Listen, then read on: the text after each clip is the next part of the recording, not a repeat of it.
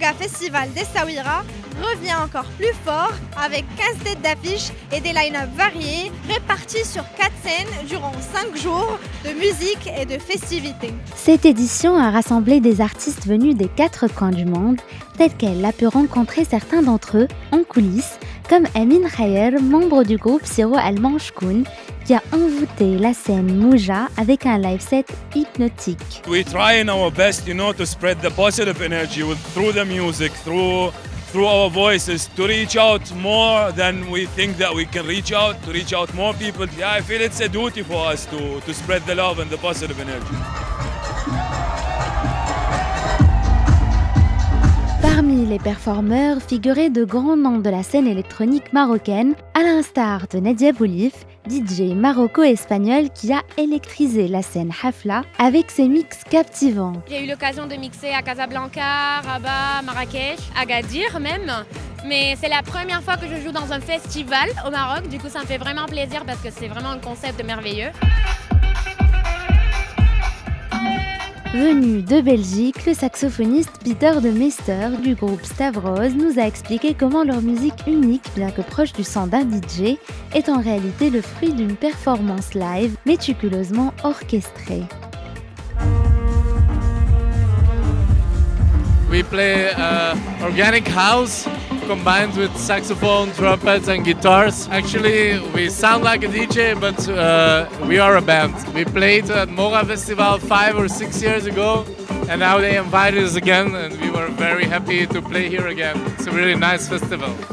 Ce mélange de culture et de sonorités vibrantes a enchanté les festivaliers, séduits par la diversité des artistes et l'ambiance singulière du festival. Ah, j'adore, c'est des artistes très sympas qui viennent de tout le monde entier. En plus des noms qu'on recherche énormément, et les voir au Maroc, c'est un vrai plaisir, vraiment. Une formule qui fait ses preuves puisque le Moga est le premier festival marocain à s'exporter à l'international, d'abord au Portugal et bientôt au Sénégal, selon ses organisateurs. On a démarré avec peu de moyens et puis on a cru au projet pendant très longtemps. On a réussi même à l'exporter au Portugal, alors ce qui est assez intéressant puisque c'est le premier festival de musique marocain qui s'exporte à l'étranger. C'est un festival dont le budget dépasse les 12 millions de dirhams. C'est un énorme investissement qu'on fait. On a accueilli près de 140 artistes sur 5 jours. On accueille 3000 personnes sur le off, en cumulé, avec tous les événements qui se passent. Ce week-end, on attend 12 000 personnes et peut-être plus. Pour satisfaire les foules, les programmateurs du festival passent par un processus de booking exigeant. Abdeslam Alaoui, cofondateur et programmateur du Moga, nous dévoile les coulisses de ce travail minutieux. Il faut qu'il y ait un passif, c'est-à-dire commencer avec des artistes plus petits ou d'autres artistes plus grands peut-être qui acceptent de venir jouer. Et quand ça se passe bien, que ces artistes-là ils reviennent chez eux ou ils envoient des rapports, dire voilà comment c'était, ça s'est bien passé, on a bien été accueillis, la scène est incroyable, le public est incroyable. Une fois qu'il y a ça, cette confiance qui s'instaure, enfin qui se met en place avec ces agents-là, eux nous disent ok, cette année on vous envoie celui-là. Ok, vous prenez celui-là. On propose plusieurs styles de musique différents. Il y a de la house, il y a de la new disco, il y a de la techno. Ça se marie bien. Il y a du sens, ça crée quelque chose de spécial. Ça crée Moga, c'est Moga. Au-delà du booking, le Moga Festival, c'est aussi une équipe qui grandit d'année en année.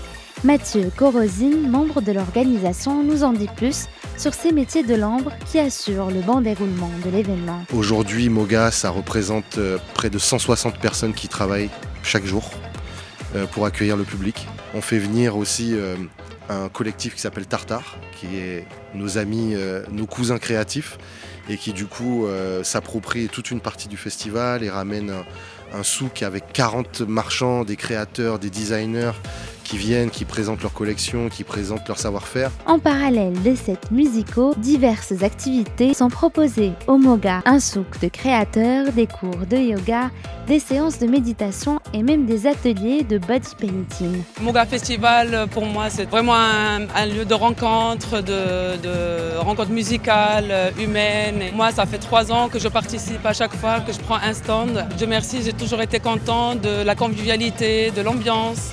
Et vraiment, le meilleur festival que j'ai jamais eu. On a donné des cours pendant toute la durée du festival. Donc là, on est sur le point de commencer un cours.